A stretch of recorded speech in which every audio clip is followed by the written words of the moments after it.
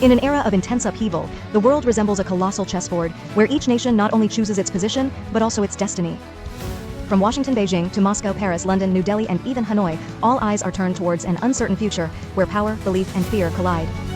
As the United States strives to rally allies, China and Russia march in tandem with ambitions to shape a new order. Amidst this whirlwind, medium-sized nations, from India, France, and the UK to Vietnam, Japan, South Korea, and ASEAN, can no longer afford to remain neutral, unable to hold on to neutrality as the storm of the century approaches. On the boulevards of Europe, summits unfold under golden lights, with French President Emmanuel Macron gazing eastward. He speaks of strategic autonomy, of a Europe that is not entirely dependent on Washington, yet cannot surrender to Beijing or Moscow. In London, the British Prime Minister, after wavering and political turmoil, ultimately chooses to align closely with the US, yet remains cautious about calls for direct confrontation with China. Meanwhile, in India, Prime Minister Modi maintains a calm smile amid all pressures. India collaborates with the US in technology and defense, yet shakes hands with Russia in energy and arms. Between Delhi and Moscow, oil contracts continue to flow, like a pragmatic tether binding interests and strategy. In Asia, Vietnam, South Korea, Japan, and ASEAN nations are treading a narrow path between two worlds. They are acutely aware of America's military might, yet deeply cognizant of their unchangeable geographical position next to China. Vietnam skillfully balances its relations, expanding ties with Washington, Tokyo, and Seoul, while maintaining stability in trade with Beijing.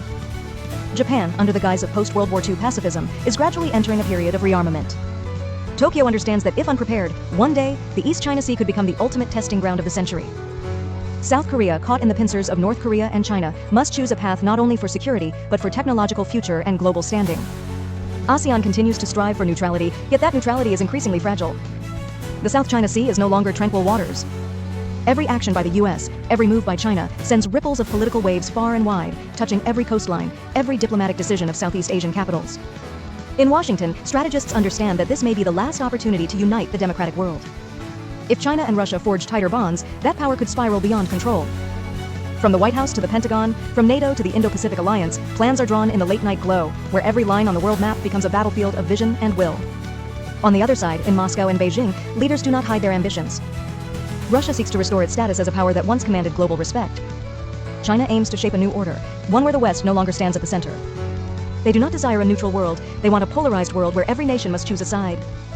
Amidst these calculations, the world seems to be approaching the final boundary, where peace is more fragile than ever.